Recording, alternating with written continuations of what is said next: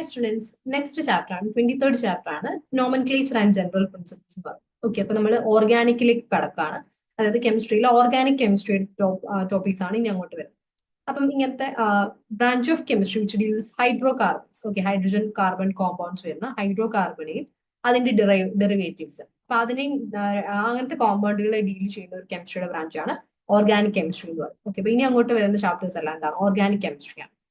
അപ്പൊ അവരുടെ naming, nomenclature, അതുപോലെ അവരുടെ ജനറൽ പ്രിൻസിപ്പിൾസ് അതാണ് നമ്മൾ ഫസ്റ്റ് ഈ ചാപ്റ്ററിൽ പഠിക്കുന്നത്. സോ ബേസിക് ഓർഗാനിക് കോമ്പൗണ്ട്സ് എന്ന് പറയുന്നത് എല്ലാം എന്താണ് ഹൈഡ്രോ കാർബൺസ് ആണ്. അതായത് കാർബണിന്റെയും ഹൈഡ്രജന്റെയും കോമ്പൗണ്ട്സ് തന്നെയാണ് നമ്മൾ ഹൈഡ്രോ കാർബൺസ് എന്ന് പറയുന്നത്. അവരെ നമുക്ക് എന്ത് ചെയ്യാൻ പറ്റും, പല ടൈപ്പ് ഓർഗാനിക് കോമ്പൗണ്ട്സ് ആയിട്ട് നമുക്ക് പല റിയാക്ഷൻസ് ചെയ്തിട്ട് എന്ത് ചെയ്യാൻ പറ്റും, കൺവേർട്ട് ചെയ്യാൻ പറ്റും. ഓക്കെ, അപ്പം ബേസിക് ആയിട്ടുള്ള ഓർഗാനിക് കോമ്പൗണ്ടുകളായിട്ടുള്ള ഹൈഡ്രോ കാർബൺസിനെ നമുക്ക് പല റിയാക്ഷൻസ് ഒക്കെ പെർഫോം ചെയ്യും, പല റിയാക്ഷൻസ് നടത്തിയിട്ട് അവരെ പല ഓർഗാനിക് കോമ്പൗണ്ട്സ് ആയിട്ട് അവർക്ക് കൺവേർട്ട് ചെയ്യാൻ പറ്റും, പല ടൈപ്പ് ഓർഗാനിക് കോമ്പൗണ്ടുകളായിട്ട് കൺവേർട്ട് ചെയ്യാൻ പറ്റും. സോ കാർബൺ എന്താണ് ഏറ്റവും large number of organic compound form ചെയ്യുന്ന ഒരു എലമെന്റ് ആണ് കാർബൺ എന്ന് പറയുന്നത്. ബിക്കോസ് എന്താണ് അതിന്റെ കാറ്റൻഷൻ, അതേപോലെ തന്നെ ടെട്രാവാലൻസി, 4 വാലൻസി അല്ല അതിനുള്ളത്. അതേപോലെ തന്നെ കാറ്റൻഷൻ എന്ന് പറയുന്ന ആ രണ്ട് പ്രോപ്പർട്ടീസ് കാരണം എന്താണ് ഏറ്റവും കൂടുതൽ ഓർഗാനിക് കോമ്പൗണ്ടുകൾ ഫോം ചെയ്യാനുള്ള കഴിവ് ആർക്കാണുള്ളത്, അല്ലെങ്കിൽ ആ ടെൻഡൻസി ആർക്കാണുള്ളത്, കാർബണിനാണ് ഉള്ളത്. സോ ഫസ്റ്റ് ആണ് ഹൈഡ്രോ കാർബൺസിന്റെ ക്ലാസിഫിക്കേഷൻസ് എങ്ങനെയാണ് വരുന്നത്. സോ ഹൈഡ്രോ കാർബൺസ് തന്നെ എസൈക്ലിക്കും ഉണ്ട്, അല്ലെങ്കിൽ എസൈക്ലിക് അല്ലെങ്കിൽ നമുക്ക് എന്ത് പറയാൻ പറ്റും, ഓപ്പൺ ചെയിൻ അല്ലെങ്കിൽ അലിഫാറ്റിക് എന്ന് പറയാൻ പറ്റും. എസൈക്ലിക് അല്ലെങ്കിൽ ഓപ്പൺ ചെയിൻ അല്ലെങ്കിൽ aliphatic, acyclic or open chain or aliphatic. അല്ലാതെ എന്ത് പറയാൻ പറ്റും, സൈക്ലിക് അല്ലെങ്കിൽ ക്ലോസ്ഡ് ചെയിൻ. സോ ഓപ്പൺ ചെയിനും ഉണ്ട്, ക്ലോസ്ഡ് ചെയിൻ ഉണ്ട്, അല്ലെങ്കിൽ എസൈക്ലിക് അല്ലെങ്കിൽ സൈക്ലിക്. ഇനി എസൈക്ലിക്ക് തന്നെ എന്ത് വരും, സാച്ചുറേറ്റഡും അൺസാച്ചുറേറ്റഡും ഉണ്ട്. സാച്ചുറേറ്റഡിനകത്തിലാണ് ആൽക്കെയിൻസ് വരുന്നത്, അൺസാച്ചുറേറ്റഡിനകത്തിലാണ് ആൽക്കീൻസും ആൽക്കൈൻസും വരുന്നത്. സൈക്ലിക് അല്ലെങ്കിൽ ക്ലോസ്ഡ് ചെയിനകത്തിൽ അലിസൈക്ലിക്കും വരും, അരോമാറ്റിക്കും വരും. അലിസൈക്ലിക്കും വരും, അരോമാറ്റിക്കും വരും. അരോമാറ്റിക് ആത്തിനകത്തിൽ ബെൻസനോയിഡും വരും, നോൺ ബെൻസനോയിഡും വരും. ഇനി നമുക്ക് നെക്സ്റ്റ് വരുന്ന അലിസൈക്ലിക് ആത്താണ്. അലിസൈക്ലിക്കിനകത്തിലാണ് സാച്ചുറേറ്റഡും ഉണ്ട്, അൺസാച്ചുറേറ്റഡും ഉണ്ട്. നമ്മൾ നേരത്തെ അസൈക്ലിക് അല്ലെങ്കിൽ അലിഫാറ്റിക് പറഞ്ഞായിരുന്നു. അലിഫാറ്റിക്കിനകത്തിലെ സാച്ചുറേറ്റഡും അൺസാച്ചുറേറ്റഡും ആണ് ആൽക്കെയിൻസും ആൽക്കൈൻസും. ഇനി സൈക്ലിക്കിനകത്തിൽ അരോമാറ്റിക്കിനകത്തിൽ ബെൻസനോയിഡും നോൺ ബെൻസനോയിഡും. അലിസൈക്ലിക്കിനകത്ത് ആരൊക്കെയാണ് വരുന്നത്, സാച്ചുറേറ്റഡും അൺസാച്ചുറേറ്റഡും ഉണ്ട്. സാച്ചുറേറ്റഡിനകത്ത് സൈക്ലോ ആൽക്കെയിൻസും വരും, അൺസാച്ചുറേറ്റഡിനകത്ത് എന്ത് വരും, സൈക്ലോ ആൽക്കീൻസും സൈക്ലോ ആൽക്കൈൻസും. അലിഫാറ്റിക് ആകത്തില്ലെങ്കിൽ സാച്ചുറേറ്റഡ് ആണെങ്കിൽ ആൽക്കെയിൻസ്, അലിസൈക്ലിക്കിനകത്തിൽ സാച്ചുറേറ്റഡ് ആണെങ്കിൽ സൈക്ലോ ആൽക്കീൻസ്. അലിഫാറ്റിക്കിനകത്തിലെ അൺസാച്ചുറേറ്റഡ് ആണെങ്കിൽ ആൽക്കീൻസും ആൽക്കൈൻസും, അലിസൈക്ലിക്കിനകത്തിലെ അൺസാച്ചുറേറ്റഡ് ആണെങ്കിൽ സൈക്ലോ ആൽക്കീൻസും സൈക്ലോ ആൽക്കൈൻസും. ഈ ഒരു സ്ട്രക്ചർ അല്ലെങ്കിൽ ആ ഒരു ഫോർമാറ്റ് എന്ന് പറയുന്നത് എന്താണ്, കൃത്യമായിട്ട് പഠിച്ചിരിക്കുക, തിരിഞ്ഞു പോകരുത്. ഓക്കെ, അലിഫാറ്റിക് അസൈക്ലിക്, മറ്റേ അലിസൈക്ലിക് എന്ന് പറയുന്നത് സൈക്ലിക്കിനകത്തിലാണ് വരുന്നത്. ഓക്കെ, അപ്പൊ അത്രയും കാര്യങ്ങൾ പഠിക്കാം. ഫസ്റ്റ് പിന്നെ നമ്മൾ ഈ ഹൈഡ്രോ കാർബൺസിന്റെ നെയിമിംഗ് ആണ് ആദ്യമായിട്ട് പഠിക്കുക. നെയിമിംഗ് ആൻഡ് ജനറൽ പ്രിൻസിപ്പിൾസ് ആണല്ലോ. അപ്പൊ നെയിമിംഗ് അല്ലെങ്കിൽ നോമൻക്ലേച്ചർ. ഈ എസൈക്ലിക് ഹൈഡ്രോ കാർബൺസ്, അതായത് എസൈക്ലിക് നമ്മൾ പറഞ്ഞ എസൈക്ലിക് അല്ലെങ്കിൽ ഓപ്പൺ ചെയിൻ അല്ലെങ്കിൽ അലിഫാറ്റിക്, അങ്ങനെയുള്ള ഹൈഡ്രോ കാർബൺസിന്റെ നെയിമിംഗ് എങ്ങനെയാണെന്നാണ് നോക്കുന്നത്, അതിന്റെ റൂൾസ് ആണ്. So IUPAC nomenclature of organic compounds. അപ്പം എന്തൊക്കെ റൂൾസ് വെച്ചിട്ടാണ് നമ്മൾ ഒരു ഓർഗാനിക് കോമ്പൗണ്ടിനെ നെയിം ചെയ്യുന്നത്. ഓക്കെ, IUPAC നെയിം എങ്ങനെയാണ് കൊടുക്കുന്നതെന്നാണ് നോക്കുന്നത്. റൂൾ 1 എന്താണ്, longest chain rule. So chain containing the principal functional group, lambda, secondary functional group and multiple bonds as many as possible is the longest possible chain. അതായത് principal functional group, secondary functional group, പിന്നെ ഒരുപാട് multiple bones, എത്ര possible ആയിട്ടുള്ള multiple bones ഉണ്ടോ അത്രയും possible multiple bones, ഇതെല്ലാം ചേരുന്ന ചെയിനെയാണ് നമ്മൾ എന്ന് പറയുന്നത് ലോങ്സ്റ്റ് പോസിബിൾ ചെയിൻ എന്ന് പറയുന്നത്. ഇപ്പൊ ഒരു ഫങ്ഷണൽ ഗ്രൂപ്പിന്റെ ആബ്സെൻസിൽ എന്താ നമ്മൾ പറയുന്നത്, സെക്കൻഡറി ഗ്രൂപ്പും അതേപോലെ തന്നെ മൾട്ടിപ്പിൾ ബോൺസും, അപ്പം chain containing maximum number of carbon atoms, അതിന് നമ്മൾ എന്തെന്ന് പറയും, ലോങ്സ്റ്റ് പോസിബിൾ ചെയിൻ എന്ന് പറയും. ഓക്കെ, അതായത് ഫങ്ഷണൽ ഗ്രൂപ്പ് ഇല്ല എന്നുണ്ടെങ്കിൽ നമുക്ക് സെക്കൻഡറി ഗ്രൂപ്പ്, മൾട്ടിപ്പിൾ ബോണ്ടുകൾ, അതേപോലെ തന്നെ ഏറ്റവും number of maximum number of carbon atoms ഉള്ള ചെയിൻ ഏതാണ്, ആ ഒരു ചെയിൻ ഏതാണ്, അതിന് നമ്മൾ എന്തെന്ന് പറയും, longest possible chain. Okay, so അപ്പൊ നമ്മൾ ഇതിനകത്ത് നോക്കുകയാണെങ്കിൽ എന്താണ് 9 കാർബൺ ആറ്റംസ് ഉണ്ട് അല്ലെ. ഇപ്പൊ ഈ ബ്രാക്കറ്റിനകത്തിൽ കാണിച്ചിരിക്കുന്ന 1 2 3 4 5 6 7 8 9 കാർബൺ ആറ്റംസ് നമുക്ക് പറയാനായിട്ട് പറ്റും. അപ്പം ഇവിടെ ഈ ഒരു പൊസിഷനിൽ തന്നെ എന്താണ് നമുക്ക് 9 സിയാറ്റും താഴെ എന്താണ് 4 കാർബൺ ആറ്റം അല്ലെ. സോറി, 9 സിയാറ്റം അല്ല, 9 എച്ച് ആറ്റം ആണ് കേട്ടോ ഉദ്ദേശിക്കുന്നത്. സോ 9 കാർബൺ ആറ്റും 4 കാർബൺ ആറ്റും, അപ്പൊ അങ്ങനെ നമുക്ക് പറയാനായിട്ട് പറ്റും. മൊത്തത്തിൽ നോക്കുകയാണെങ്കിൽ 9 കാർബൺ ആറ്റം, അതായത് 1 2 3 4 5 6 7 8 9 അല്ലെ. നേരെ നോക്കുകയാണെങ്കിൽ 9 കാർബൺ ആറ്റം. അല്ലാണ്ട് സെപ്പറേറ്റഡ് ആയിട്ട് നോക്കുകയാണെങ്കിൽ 4 കാർബൺ ആറ്റം, മറ്റടുത്ത് 6 കാർബൺ ആറ്റം അല്ലെ. ഇപ്പൊ ലോങ്സ്റ്റ് ചെയിൻ എങ്ങനെ നമ്മൾ എടുക്കാം, 9 കാർബൺ ആറ്റം ഉള്ള ആ ഒരു ചെയിൻ ആണ് നമ്മൾ ലോങ്സ്റ്റ് ചെയിൻ ആയിട്ട് എടുക്കുക. അതേപോലെ തന്നെ നമുക്ക് എപ്പോഴും എങ്ങനെയാണ് ഏറ്റവും മാക്സിമം എങ്ങോട്ടാണോ കിട്ടുന്നത് അത് വേണം നമ്മൾ നോക്കാനായിട്ട്. ഏറ്റവും അടുപ്പിച്ചിട്ട് എത്ര കാർബൺ ആറ്റം നമുക്ക് ഒരുമിച്ച് എടുക്കാൻ പറ്റും അതിനെയാണ് നമ്മൾ എന്തെന്ന് പറയുന്നത് ഒരു ചെയിൻ ആയിട്ട് എടുക്കാൻ പറ്റുന്നത്. Chain containing maximum carbon atoms അല്ലെ. അപ്പം ഇവിടെ നമുക്ക് നോക്കുകയാണെങ്കിൽ എന്താണ് 9 കാർബൺ ആറ്റം മാക്സിമം നമുക്ക് എന്താണ് അടുപ്പിച്ച് നമുക്ക് കിട്ടും. അപ്പൊ അതാണ് ഏറ്റവും ലോങ്സ്റ്റ് ചെയിൻ എന്ന് പറയുന്നത്. നെക്സ്റ്റ് എക്സാമ്പിൾ നോക്കിക്കഴിഞ്ഞാലോ, അപ്പൊ നമുക്ക് നോക്കുകയാണെങ്കിൽ 1 2 3 4 5, അപ്പം 5 പിന്നെ അപ്പുറത്ത് 2 അപ്പം അതേപോലെ തന്നെ നമുക്ക് താഴോട്ടും എടുക്കാൻ പറ്റും. എങ്ങനെ വേണമെങ്കിലും നമുക്ക് ഇങ്ങനെ എടുക്കാം. ഇപ്പൊ 7 ഉണ്ട്. 7 നമുക്ക് ഏത് ഷേപ്പിൽ വേണമെങ്കിലും നമുക്ക് ഇങ്ങനെ എടുക്കാം. ഇപ്പൊ ആ ഒരു ഷേപ്പിൽ വേണമെങ്കിലും എടുക്കാം. പക്ഷെ നമ്മൾ എന്തും കൂടെ നോക്കണം, എന്താണ് മൾട്ടിപ്പിൾ ബോണ്ടുകൾ ഉണ്ട് അല്ലെ. നമ്മൾ ഇവിടെ നോക്കുകയാണെങ്കിൽ എന്താണ് മൾട്ടിപ്പിൾ ബോണ്ടുകളും വരണം, അതേപോലെ തന്നെ എന്തും വേണം, സെക്കൻഡറി ഫങ്ഷണൽ ഗ്രൂപ്പും വേണം. അപ്പൊ അതെല്ലാം കൺസിഡർ ചെയ്തിട്ടാണ് നമ്മൾ എന്തെടുക്കുന്നത് ഈ ലോങ്സ്റ്റ് ചെയിൻ എന്ന് പറയുന്നത് എടുക്കുന്നത്. പിന്നെ നമുക്ക് എന്തെടുക്കാം, വേർഡ് റൂട്ട്. ആ ഓരോ കാർബൺ ചെയിനും നമുക്ക് അതിന് കറസ്പോണ്ടിങ് ആയിട്ടുള്ള വേർഡ് റൂട്ടുകളുണ്ട്. So choose the word root from the table. നമുക്കിപ്പോ ഒരു ടേബിൾ തന്നിട്ടുണ്ട്, അതിനകത്ത് നിന്ന് നമുക്ക് എന്താ ഈ ലോങ്സ്റ്റ് പോസിബിൾ ചെയിനിന് നമുക്ക് എത്ര കാർബണിന്റെ നമ്പർ ഉണ്ടോ അത്രയും അനുസരിച്ചിട്ട് നമ്മൾ എന്തെടുക്കുന്നത് ആ വേർഡ് റൂട്ട് എടുക്കുന്നത്. ഇപ്പൊ C1 ആണെങ്കിൽ ഒരു കാർബണേ ഉള്ളത്, നമ്മൾ മെത്തെന്ന് കൊടുക്കും. 2 കാർബൺ ആണെങ്കിൽ എത്ത് കൊടുക്കും. 3 കാർബൺ ആണെങ്കിൽ പ്രൊപ്പ്. 4 കാർബൺ ആണെങ്കിൽ ബ്യൂട്ട്. 5 കാർബൺ ആണെങ്കിൽ പെന്റ്. 6 കാർബൺ ആണെങ്കിൽ ഹെറ്റ്സ്. 7 കാർബൺ ആണെങ്കിൽ ഹെപ്റ്റ്. 8 കാർബൺ ആണെങ്കിൽ ഒക്ട്. 9 കാർബൺ ആണെങ്കിൽ നോൺ. 10 കാർബൺ ആണെങ്കിൽ ഡെക്ക്. 11 കാർബൺ ആണെങ്കിൽ അൺഡെക്ക്. 12 കാർബൺ ആണെങ്കിൽ ഡോഡെക്ക്. അപ്പൊ 12 കാർബൺ ആറ്റം വരെയുള്ള ഒരു വലിയൊരു ചെയിൻ ആണെങ്കിൽ എന്താണ് ഡോഡെക്ക് എന്നായിരിക്കും നമ്മൾ ആ ഒരു കാർബൺ ചെയിന്റെ വേർഡ് റൂട്ട് കൊടുക്കുന്നത്.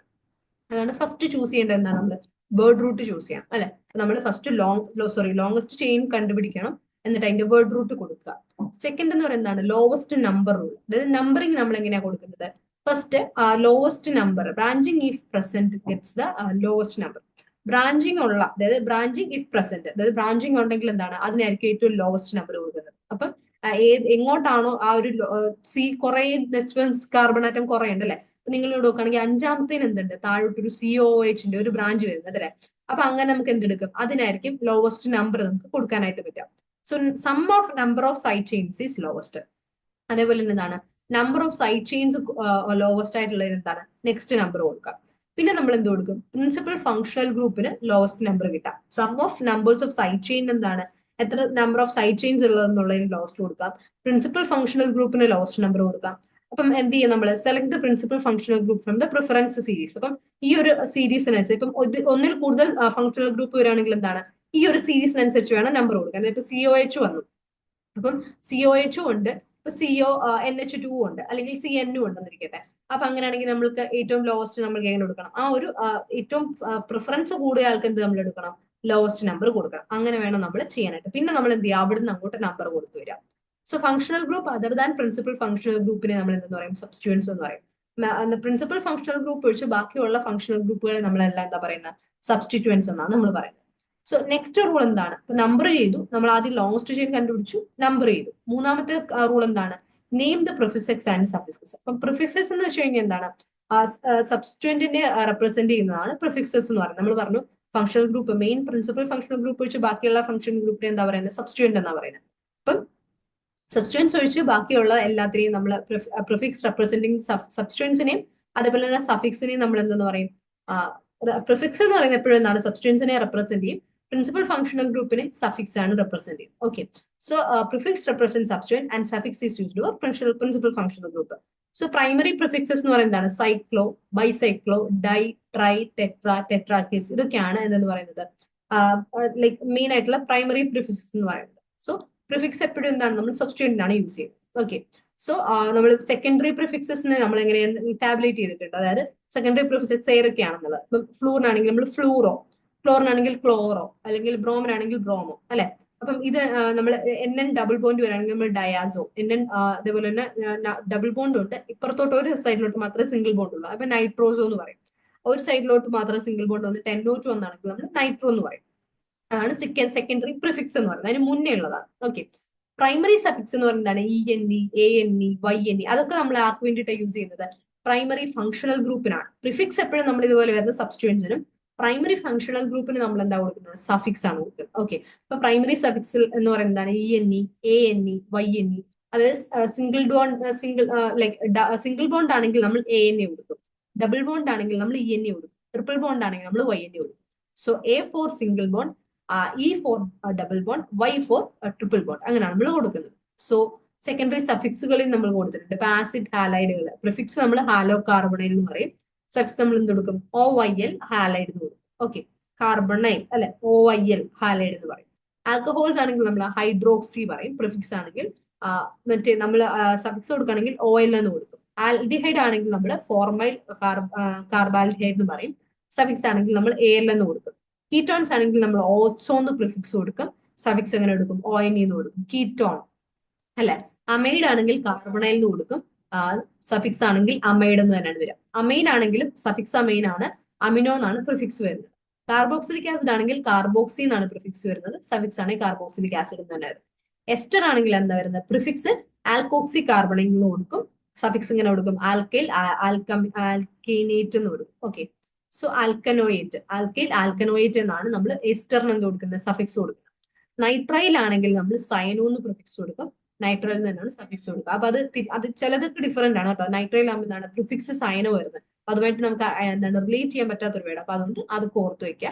സൾഫോണിക് ആസിഡ് ആണെങ്കിൽ അതിന്റെ ഫോർമുലയും കൊടുത്തിട്ടുണ്ട്, അതും കൂടെ ശ്രദ്ധിക്കാം. സൾഫോണിക് ആസിഡ് ആണെങ്കിൽ എന്താണ് പ്രിഫിക്സ് സൾഫോ കൊടുക്കും.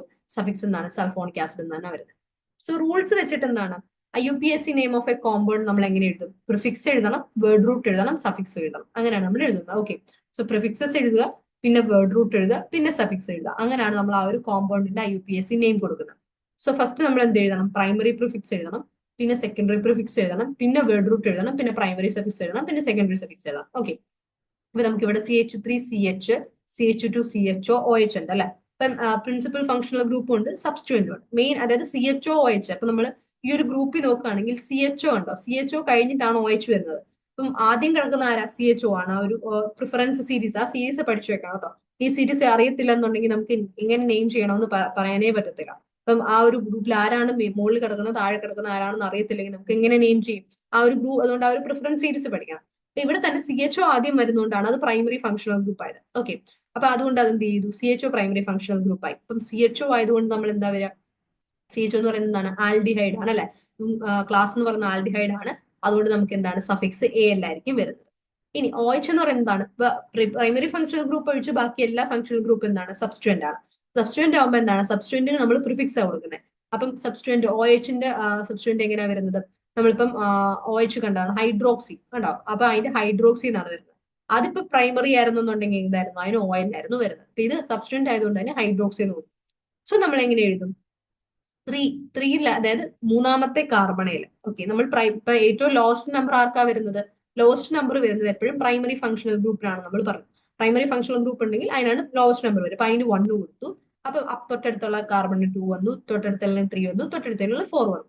അപ്പൊ എന്താണ്? ആ ലോങ്സ്റ്റ് ചെയിനിലുള്ളതിന് മാത്രമാണ് നമ്മൾ നമ്പർ കൊടുക്കുന്നത്. ലോങ്സ്റ്റ് ചെയിൻ നീളത്തിൽ കിടക്കുന്ന 4 അറിയാലോ. അപ്പൊ അതില് സീന് ഫസ്റ്റ് ഇത് വന്നു.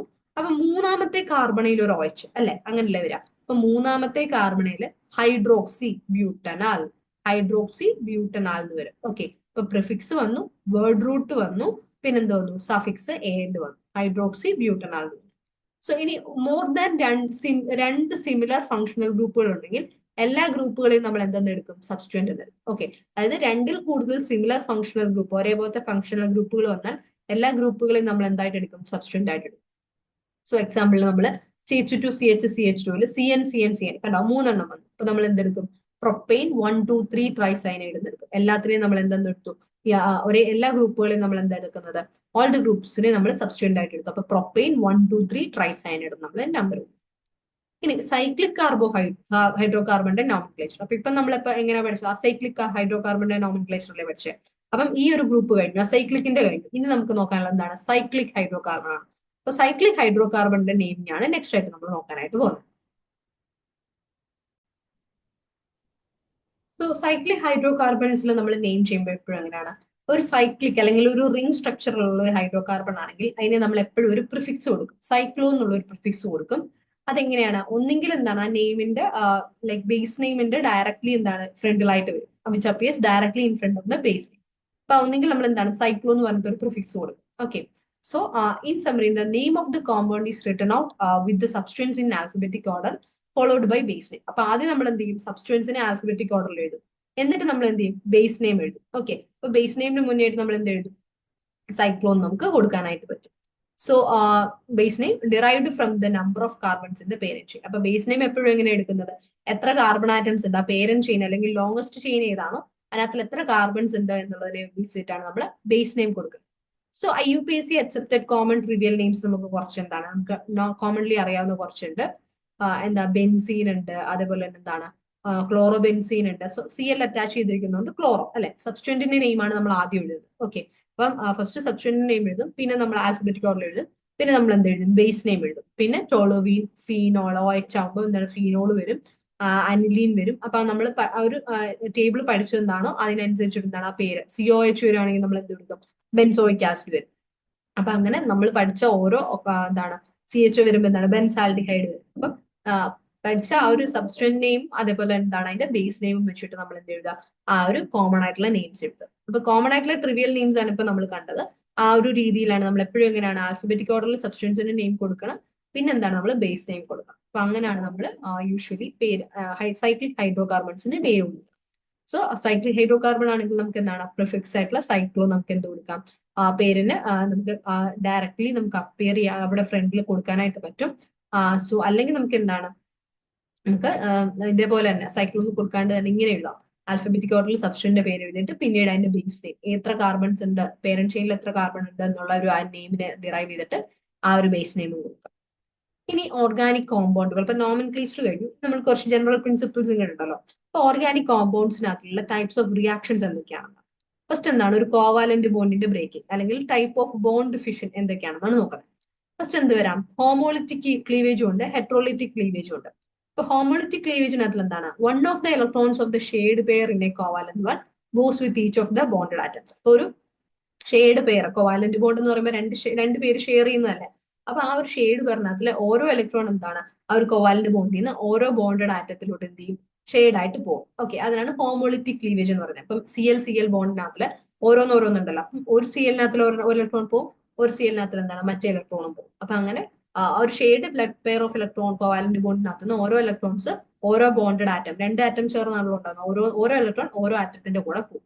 അതാണ് ഹോമോളിറ്റിക് ക്ലീവേജ് എന്ന് പറയുന്നത്. ഇനി ഹെട്രോളിറ്റിക് ക്ലീവേജ് എന്താണ്, ഹെട്രോളിറ്റിക് ക്ലീവേജിനകത്ത് bond breaks in such a fashion that the shared electron pair of electrons remain with one of the fragment. അപ്പം ആ ഒരു ബോണ്ട് ബ്രേക്ക് ചെയ്യുമ്പോൾ എന്താ സംഭവിക്കുന്നത്, ആ രണ്ട് പെയർ ഓഫ് ഇലക്ട്രോൺസ് ആരുടെ കൂടെ ആയിരിക്കും ഇരിക്കുന്നത്, ഒരു ഫ്രാഗ്മെന്റിന്റെ കൂടെ തന്നെ പോകും. സോ CH3Cl ആണെന്നുണ്ടെങ്കിൽ ആ രണ്ട് പെയർ ഓഫ് ഇലക്ട്രോൺസും എന്താണ് ഷെയ്ഡ് പെയർ ഓഫ് ഇലക്ട്രോൺസ് ഒരു ഫ്രാഗ്മെന്റിന്റെ കൂടെ ആയിട്ട് ഇരിക്കും വിത്ത് such a fashion shade pair of electrons remains with one of the fragment. ഏതെങ്കിലും ഒരു ഫ്രാഗ്മെന്റിന്റെ കൂടെ ആയിരിക്കും ഈ രണ്ട് ഇലക്ട്രോൺസും, ഒരു പെയർ ഓഫ് ഇലക്ട്രോൺസ് ഏതെങ്കിലും ഒരു ഫ്രാഗ്മെന്റിന്റെ കൂടെ ആയിരിക്കും ഇരിക്കുന്നത്. അപ്പൊ അതാണ് ഹെട്രോളിറ്റിക് ക്ലീവേജ്. രണ്ടുപേർക്ക് ഓരോന്ന് വെച്ച് കിട്ടുകയാണെങ്കിൽ എന്താണ് ഹോമോളിറ്റിക് ക്ലീവേജ് ആണ്.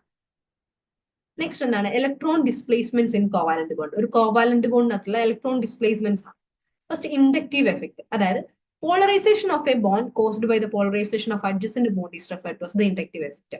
അതായത് ഒരു ബോണ്ടിന് ഉണ്ടാവുന്ന പോളറൈസേഷൻ അടുത്ത ബോണ്ടിലേക്ക് എന്ത് ചെയ്യും, അതിന് ക്യാരി ഓവർ ചെയ്യാൻ പറ്റും. Polarisation of a bond caused by the polarisation of adjacent bond. തൊട്ടടുത്തിരിക്കുന്ന ആൾ ഒരു ബോണ്ടിന്റെ ആ ഒരാളുടെ പോളറൈസേഷൻ വഴി അടുത്തിരിക്കുന്ന ആൾക്ക് പോളറൈസേഷൻ ഉണ്ടാവുകയാണെങ്കിൽ അതിനെ നമ്മൾ എന്തെന്ന് പറഞ്ഞാൽ ഇൻഡക്റ്റീവ് എഫക്ട് എന്ന് പറയുന്നത്. ഇൻഡക്റ്റീവ് എഫക്റ്റിന് രണ്ട് ടൈപ്പ് ഉണ്ട്, പോസിറ്റീവ് ഇൻഡക്റ്റീവ് എഫക്റ്റും ഉണ്ട്, നെഗറ്റീവ് ഇൻഡക്റ്റീവ് എഫക്റ്റും ഉണ്ട്.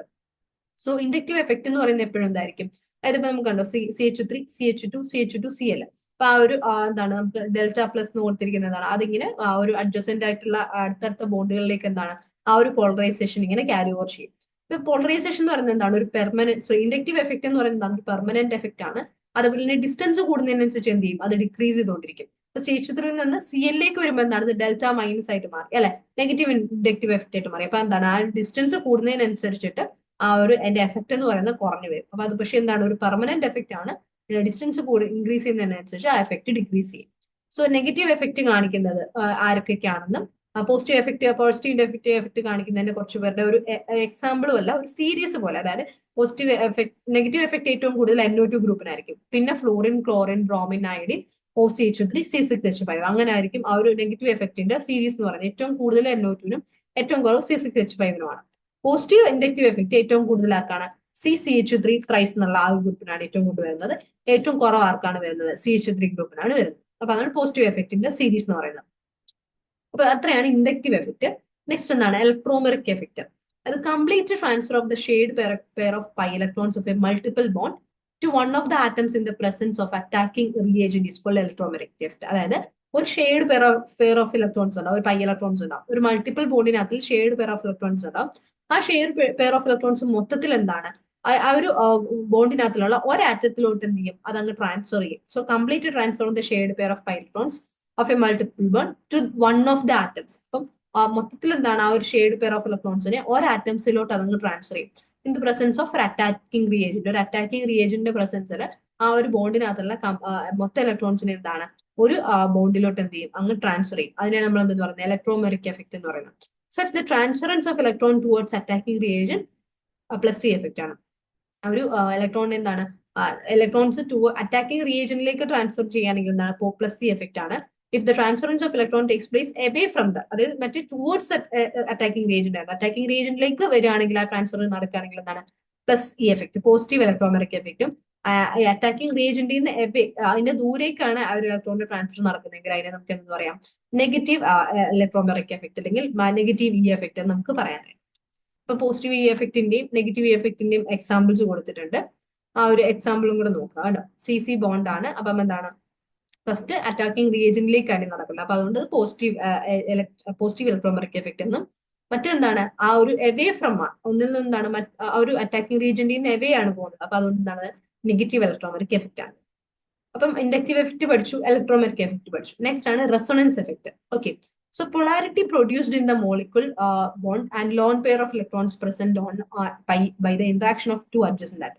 അപ്പൊ റെസൊണൻസ് എഫക്ട് എന്ന് പറയുന്നതാണ് ഒരു പൊളാരിറ്റിയാണ്. അതായത് ഒരു മോളിക്യൂൾ ബോണ്ടും അതേപോലെ തന്നെ ഒരു ലോൺ പെയർ ഓഫ് ഇലക്ട്രോൺ, അതായത് ഒരു പൈനകത്തില് ഇലക്ട്രോൺസ് പ്രസന്റ് ആണ് പൈ ബോണ്ട്, ഒരു പൈ ബോണ്ടിനകത്തുള്ള പ്രസന്റ് ആയിട്ടുള്ള ലോൺ പെയർ ഓഫ് ഇലക്ട്രോൺസും അതേപോലെ ഒരു മോളിക്കുലർ ബോണ്ടും തമ്മിലുള്ള ഒരു ഇന്ററാക്ഷൻ വഴി, രണ്ട് അഡ്ജസന്റ് ആറ്റംസ് തമ്മിലുള്ള ഇന്ററാക്ഷൻ വഴി അങ്ങനെ ഉണ്ടാവുന്ന ഒരു പൊളാരിറ്റിയാണ് നമ്മൾ എന്ന് പറയുന്നത് ഈ റെസൊണൻസ് എഫക്ട് എന്ന് പറയുന്നത്. സോ ഒരു കോൺട്രിബ്യൂട്ടിംഗ് സ്ട്രക്ചറും ഒരു ഹൈബ്രിഡ് സ്ട്രക്ചറും കാണിച്ചിട്ടുണ്ട്. അപ്പൊ ആ രണ്ട് അഡ്ജസന്റ് ആറ്റംസ് വഴി എന്താണ് അതിന്റെ മോളിക്കുലർ ബോണ്ടും അതേപോലെ തന്നെ ഈ പൈ ബോണ്ടിനകത്തുള്ള ഒരു ലോൺ പെയർ ഓഫ് ഇലക്ട്രോൺസും തമ്മിലുള്ള ഒരു അട്രാക്ഷൻ വഴി എന്താണ് ആ ഒരു ഇന്ററാക്ഷൻ വഴി എന്ത് സംഭവിക്കും, ഒരു പൊളാരിറ്റി ഉണ്ടാവും. അതിനാണ് നമ്മൾ എന്തെന്ന് പറയുന്നത് റെസൊണൻസ് എഫക്ട് എന്ന് പറയുന്നത്.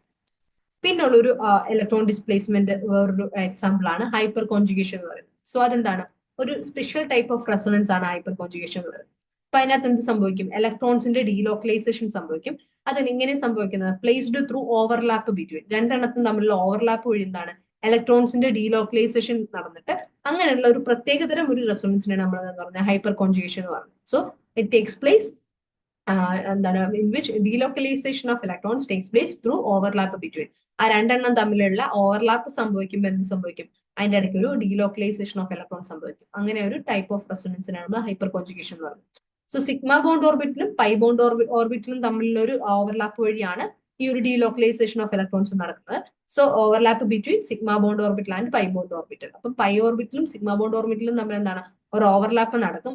അതുവഴി എന്താണ് ഒരു ഡീലോക്കലൈസേഷൻ ഓഫ് ഇലക്ട്രോൺസ് നടക്കും. അങ്ങനെയുള്ള ഒരു സ്പെഷ്യൽ ടൈപ്പ് ഓഫ് റെസൊണൻസ് ആണ് ഹൈപ്പർ കോൺജുഗേഷൻ.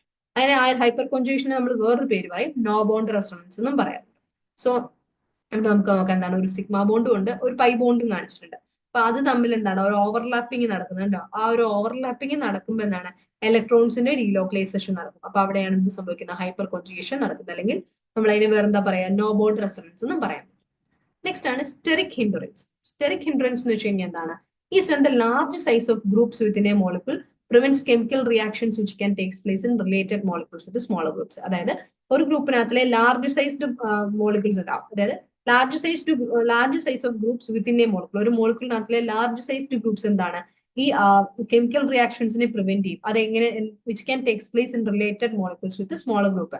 സ്മോളർ ഗ്രൂപ്പിലായിട്ട് റിലേറ്റഡ് മോളിക്യൂൾസ് ആയിട്ടുള്ള സ്മോളർ ഗ്രൂപ്പുകളിലുള്ള മോളിക്യൂൾസിനകത്തിൽ നടക്കുന്ന കെമിക്കൽ റിയാക്ഷൻസിനെ ഈ ലാർജ് ഗ്രൂപ്പുകൾ എന്ത് ചെയ്യും, ആ ഒരു മോളിക്യൂളിനകത്ത് തന്നെയുള്ള ലാർജ് ഗ്രൂപ്പുകൾ എന്ത് ചെയ്യും, പ്രിവെന്റ് ചെയ്യും. സോ ഒരു മോളിക്യൂളിൽ തന്നെ ലാർജ് ഗ്രൂപ്പുകളും കാണും, സ്മോൾ ഗ്രൂപ്പുകളും കാണും. അപ്പൊ സ്മോൾ ഗ്രൂപ്പുകളെ റിലേറ്റ് ചെയ്തിട്ട് നടക്കുന്ന കെമിക്കൽ റിയാക്ഷൻസിനെ ആര് തടയും, ഈ ലാർജ് ഗ്രൂപ്പുകൾ, ആ മോളിക്യൂളിൽ തന്നെയുള്ള ലാർജ് ഗ്രൂപ്പുകൾ തടയും. അതാണ് നമ്മൾ എന്ന് പറയുന്നത് സ്റ്റെറിക് ഹിൻഡ്രൻസ് എന്ന് പറയുന്നത്. സോ സെയിം മോളിക്യൂളിനകത്ത് നിന്ന് തന്നെ വരുന്ന ഒരു ഹിൻഡ്രൻസ്. അപ്പൊ അതുകൊണ്ടാണ് നമ്മൾ സ്റ്റെറിക് ഹിൻഡ്രൻസ് എന്ന് പറയുന്നത്. അപ്പം നെക്സ്റ്റ് കുറച്ച് റിയാക്ഷൻസ് ആണ്. ഫസ്റ്റ് ആണ് substitution reaction. Substitution reaction involves the displacement of one atom or group in a molecule by another atom or group. അപ്പൊ എന്താണ് സബ്സ്റ്റിറ്റ്യൂഷൻ റിയാക്ഷൻ എങ്ങനെ നടക്കുന്നത്, ഒരു ആറ്റം അല്ലെങ്കിൽ ഗ്രൂപ്പിനെ എന്താണ് വേറൊരു ഗ്രൂപ്പ് അല്ലെങ്കിൽ ഒരു ആറ്റം വഴി ഡിസ്പ്ലേസ് ചെയ്യുന്നതിന് അല്ലെങ്കിൽ സബ്സ്റ്റിറ്റ്യൂട്ട് ചെയ്ത് മാറ്റി വരുന്നതിനാണ് നമ്മൾ എന്ന് പറയുന്നത് സബ്സ്റ്റിറ്റ്യൂഷൻ റിയാക്ഷൻ എന്ന് പറയുന്നത്. So substitution reaction involves the displacement of one atom or ഗ്രൂപ്പിന്റെ molecule by another atom or group. ഒരു ആറ്റം അല്ലെങ്കിൽ മോളിക്യൂളിനെ മറ്റൊരു ആറ്റം അല്ലെങ്കിൽ ഗ്രൂപ്പ് വഴി ഡിസ്പ്ലേസ് ചെയ്യുന്നതിനാണ് നമ്മൾ എന്ന് പറയുന്നത് സബ്സ്റ്റിറ്റ്യൂഷൻ റിയാക്ഷൻ എന്ന് പറയുന്നത്. സോ അലിഫാറ്റിക് കോമ്പൗണ്ട്സ് ഉണ്ടല്ലോ, നമ്മൾ പറഞ്ഞ ഓപ്പൺ കോമ്പൗണ്ട്സ് അപ്പം അല്ലെങ്കിൽ എസൈക്ലിക് കോമ്പൗണ്ട്സ്, അവർക്കൊക്കെ എന്താണ് ന്യൂക്ലിയോഫിലിക് സബ്സ്റ്റിറ്റ്യൂഷൻ റിയാക്ഷൻസ് ആണ് നടക്കുക. ഓക്കെ, സോ എക്സാമ്പിൾ ആയിട്ട് ഒരു RX ഒരു ന്യൂക്ലിയോഫിലിക് അതും കാണിച്ചിട്ടുണ്ട്, ഒരു ഹാലോ ആൽക്കൻ കാണിച്ചിട്ടുണ്ട്. അപ്പൊ എന്താവും R minus nucleophilic plus X minus നോം. അപ്പൊ എന്താണ് ഒരു ന്യൂക്ലിയോഫിലിക് സബ്സ്റ്റിറ്റ്യൂഷൻ റിയാക്ഷന്റെ എക്സാമ്പിൾ ആണ് കാണിച്ചിട്ടുള്ളത്.